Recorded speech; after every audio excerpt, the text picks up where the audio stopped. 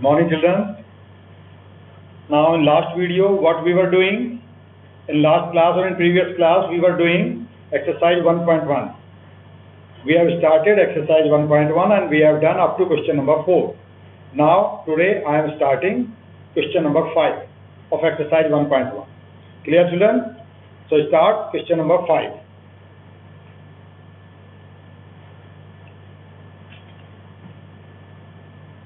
List all the elements of the following set.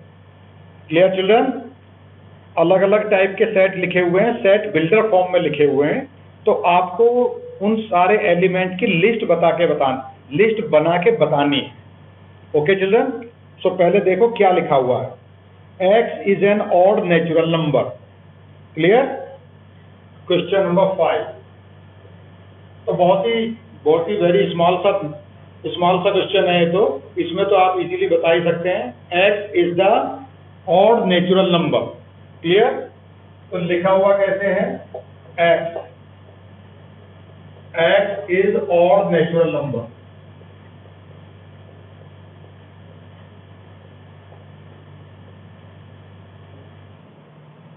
तो इसको कैसे लिखेंगे?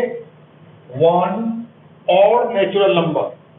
1, 3, 5, 7, 9 and so on. These are all odd natural number. बस list बना के बतानी है आपको, लिखनी है लिस्ट बना के. Okay children? Next question.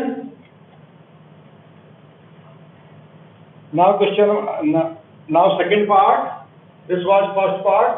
Now second part.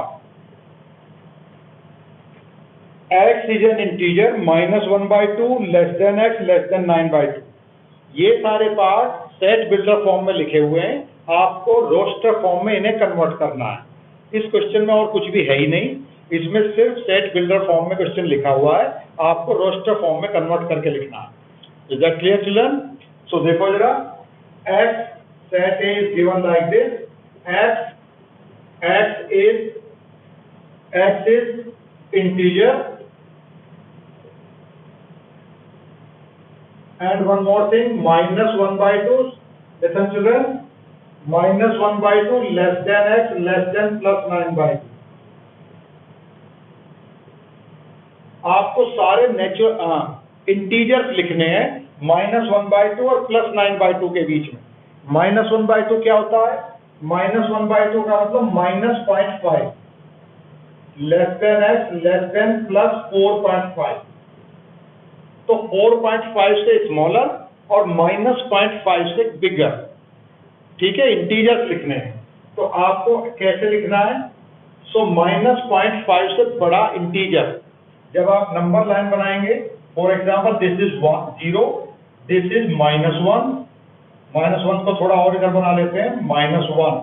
तो बीच में आएगा -0.5. -0.5. क्लियर? तो इससे इधर -0.5 से बड़ा नंबर. -0.5 से बड़ा नंबर क्या होगा? 0. 0 will be the first integer. तो 0, 1, 2, 3 एंड 4. 4 से आगे नहीं जाएंगे क्योंकि 4.5 से स्मॉलर उसने पूछा है. So these are the list. This is the list of these numbers. So A will be equal to 0, 1, 2, 3, 4. Is it clear children? तो हमें बताना क्या था? सेट इस फॉर्म में लिखा हुआ है, सेट बिल्डर फॉर्म में. हमें उसे रोस्टर फॉर्म में कन्वर्ट करना है. So this was question number 5. Very easy question. Okay children? Now I am doing question number 6.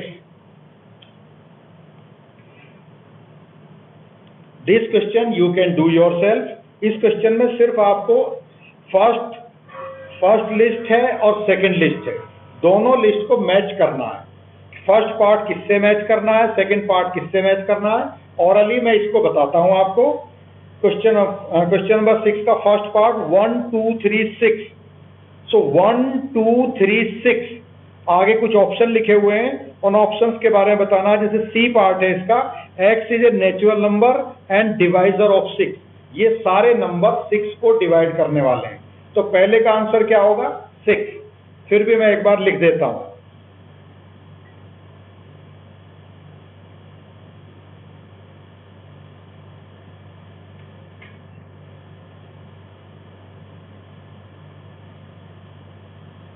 देखो children 6 first part set A, first part set A is given 1 2 3 6, 1 2 3 and 6।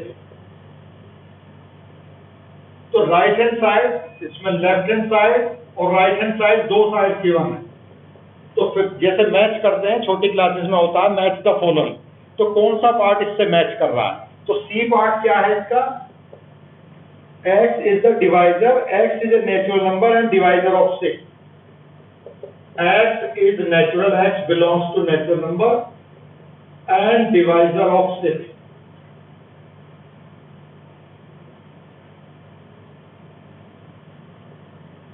ठीक है, तो 1 2 3 6 ये सारे number ऐसे हैं जो 6 को डिवाइड करते हैं। तो फर्स्ट का सी पार्ट हुआ, फर्स्ट एंड सी ये दोनों मैच कर रहे हैं। इस टाइप से 3-4 पार्ट और हैं, वो आपको मैच कराना है। Okay children, now I am starting exercise 1.2। Okay,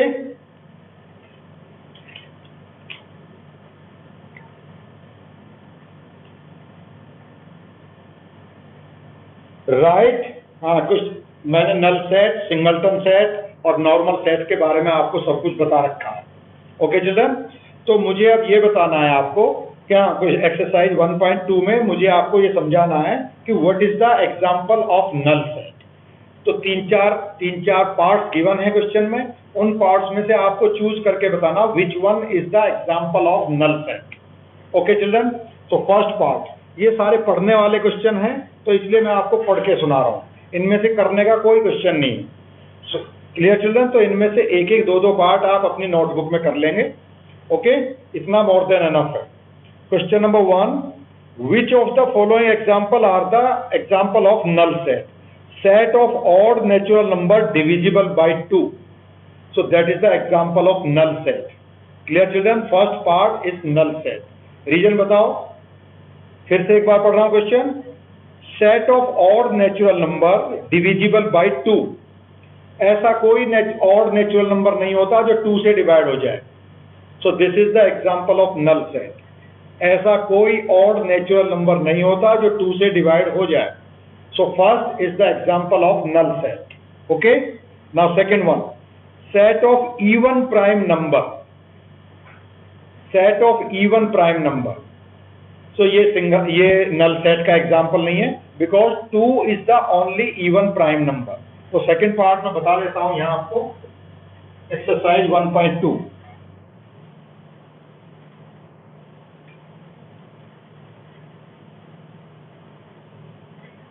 question number 2, question number 1 second part, exercise 1.2 second part, set of even prime number, even prime number.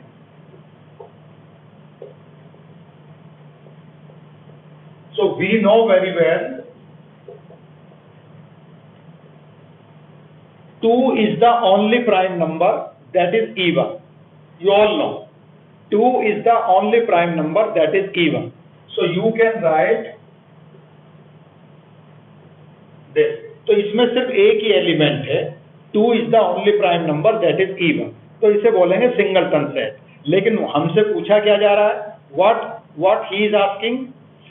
He is asking what is the example of null set. So this is the example of null set or not?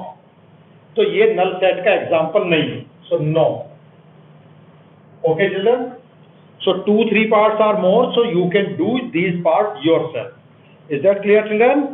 Now question number 2, which of the sets are infinite or finite or infinite set?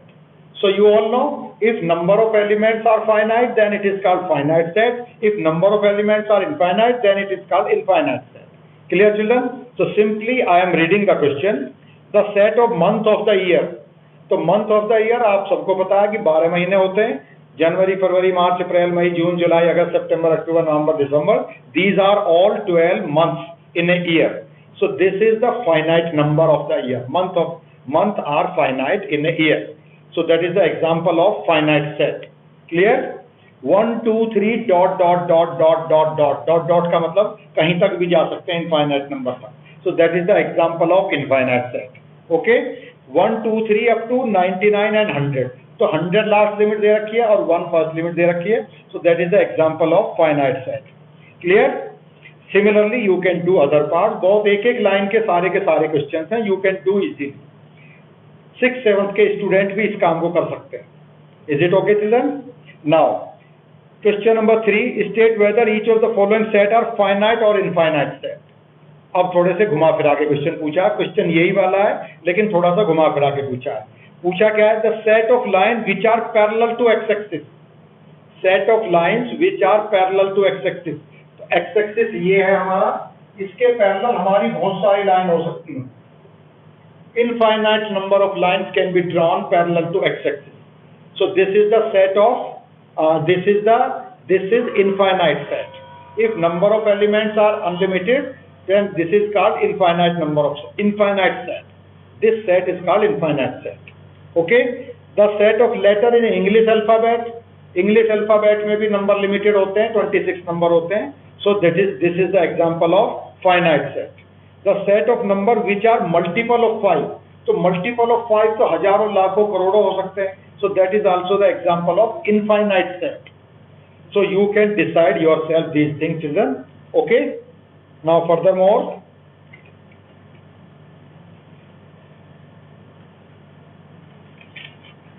now question number 4. Now I am telling you what are equal set and what are equivalent set. Equal set and equivalent set.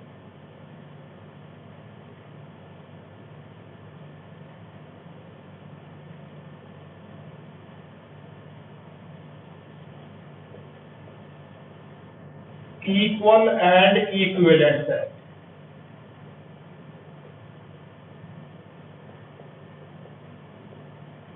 Okay, children?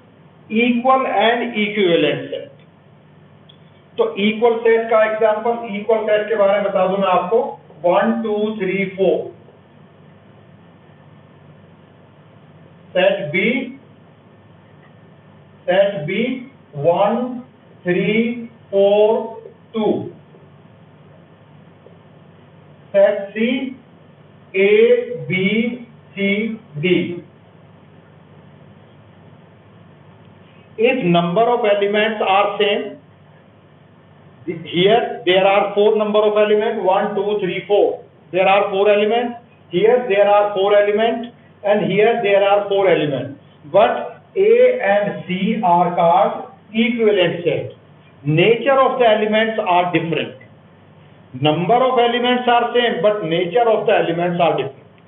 यहाँ 1 2 3 4 है, यहाँ numbers है और यहाँ alphabet. तो दोनों की nature different है, दोनों का मीनिंग अलग अलग है.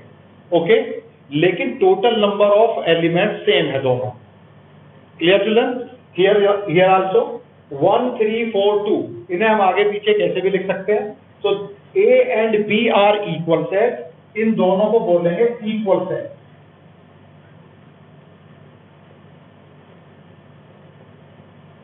इन दोनों को बोलेंगे इक्वल सेट.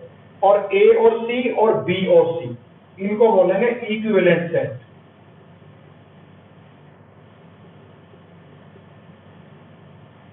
ये बात क्लियर है चिल्ड्रन? सो इक्वल सेट क्या हुआ? Exactly equal. Number of elements भी इक्वल और नेचर ऑफ एलिमेंट्स भी सेम. ओके. और equivalent set only number of elements are same but nature of the element may be different. Is it okay? So these are the example of equivalent and equal set. So question में भी यही पूछा है. So now question number 4. Which set is equal set and which set is equivalent set? So first part, A set is ABCD and B set is DCBA. Both are equal set. Clear? So first one is equal set. So you can see in your book. मैं सिर्फ पढ़ के सुना रहा हूँ. ये सारे पढ़ने वाले ही क्वेश्चन. इन सबको सॉल्व करना नहीं होता कुछ भी. इसमें सिर्फ आपको यस नो बताना है कि ये चीज करेक्ट है या इनकरेक्ट है. Okay children? Now second part, 4 8 12 16. और बी सेट क्या है? 4 8 16 18. उसमें 16 18 अलग है, इसमें 12 और 16 है. तो दोनों में एक एक एलिमेंट का डिफरेंस है. ठीक है, उसका उसमें एलिमेंट सेट ए में 16 है और सेट बी में 18। Okay children, so both are equivalent set but not equal set. Clear? Now next question, similarly are the following pair sets are equal. इस क्वेश्चन को मैं जरा करके दिखाता हूं आपको। Question number 5 first part, we are doing exercise 1.2 children.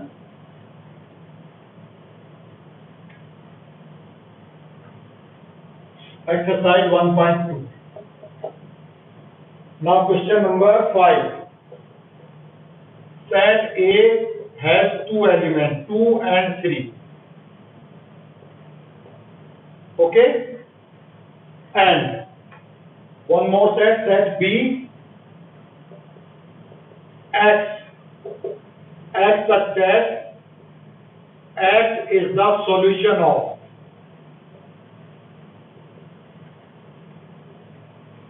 the equation x square plus 5x plus 6 equal to 0।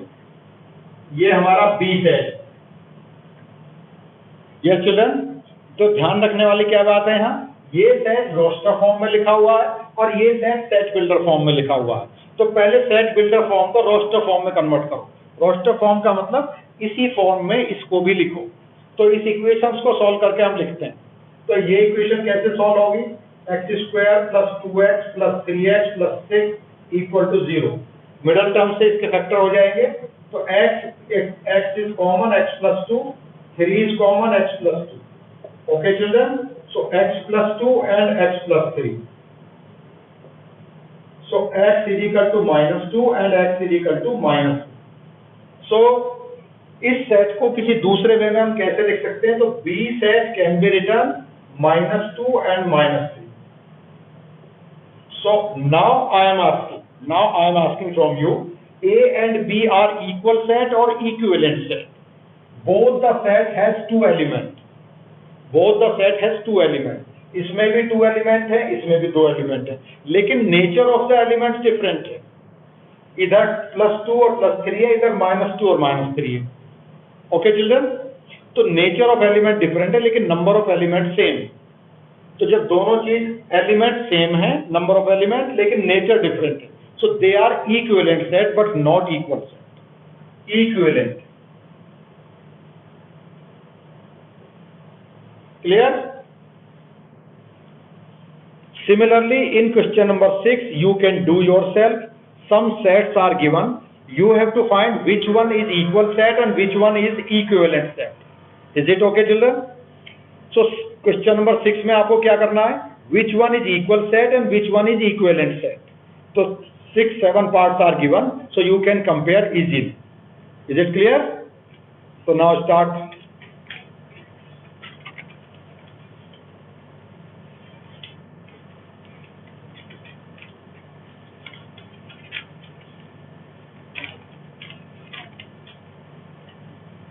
Now I am starting exercise 1.3 children. उससे पहले मुझे 2-3 सिंबल्स बताने पड़ेंगे आपको, तो सिंबल्स मैं आपको समझाता हूं जरा।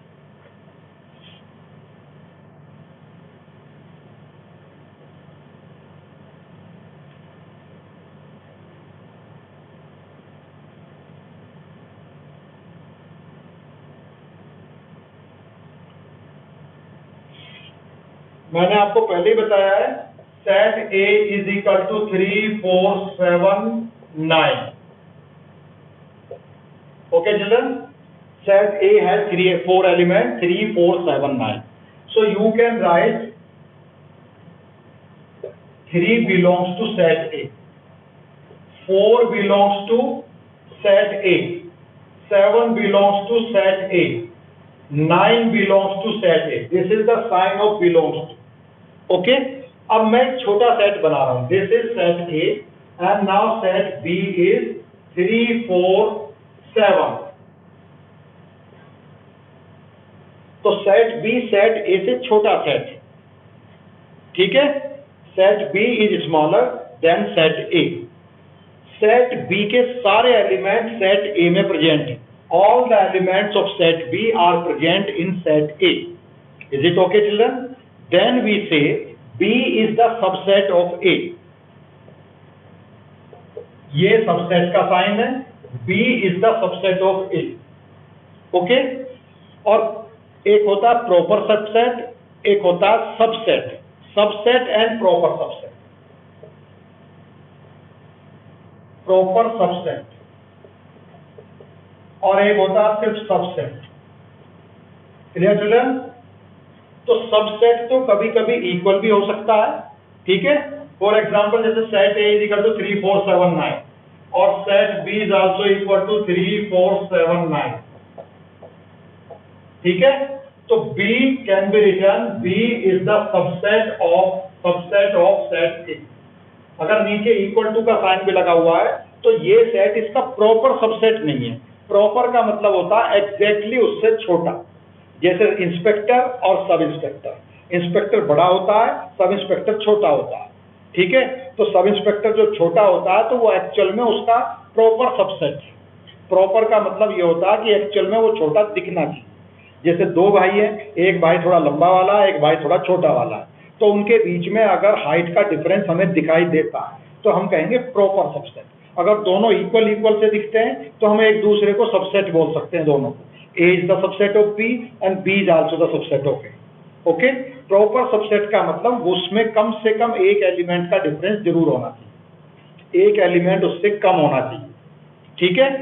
तो B is the proper subset of set A. Clear children?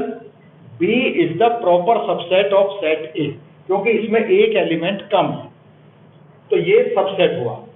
मतलब एक मकान दूसरे मकान से छोटा हो सकता है तो उस हाउस को हम दूसरे हाउस का सब हाउस बोलेंगे या सबसेट बोलेंगे। ओके?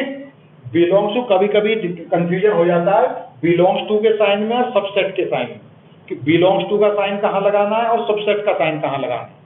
तो सबसेट का साइन तो तब लगाना है जब दो हाउस का कंपेरिजन चल रहा हो, एक हाउस दूसरे हाउस का कंपेरिजन चल रहा हो, एक हाउस दूसरे हाउस से छोटा, तो सबसेट लगाएंगे। लेकिन जब एलिमेंट्स का कंपेरिजन चल रहा हो, एलिमेंट्स का मतलब है दोनों हाउसेस में कितने आदमी रहते हैं, तो ये इस हाउस का एलिमेंट है, इस हाउस का आदमी है, और ये दूसरे हाउस का आदमी है, तो बिलोंग्स टू लगाएंगे एलिमेंट के लिए और सबसेट लगाएंगे हाउस के लिए।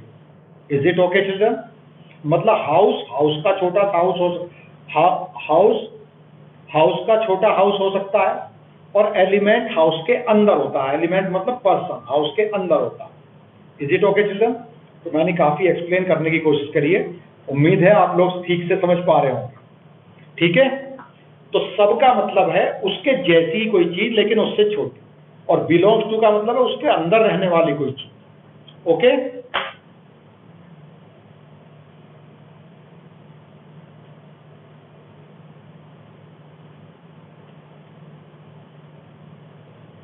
तो एक क्वेश्चन कराता हूं चिल्ड्रन, फिर बाकी सब चीजें हम नेक्स्ट क्लास में करेंगे। Now we have started exercise 1.3।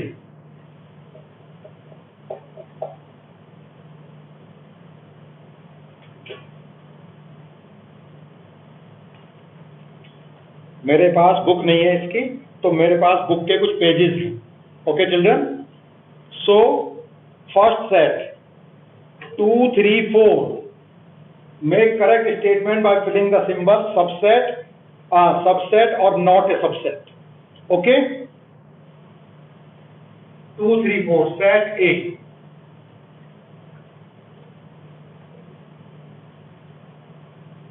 First part 2 3 4 and B set 1 2 3 4 5. 1 2 3 4 5. Okay children? So यहां आपको ये बताना है कि ये इसका A is the subset of B or not. If all the elements of set A are present in set B, then you can say A is the subset of B. So clearly you can write A is the subset of B because all the elements of set A are present in set B. Is it okay children? Similarly, second part of the question. This was question number 1 and that was first part. Okay? So second part, first set is ABC first set is ABC, set A is ABC, set B is BCD. ठीक है, अब हमें ये बताना A के सारे element यहां present हैं कि नहीं.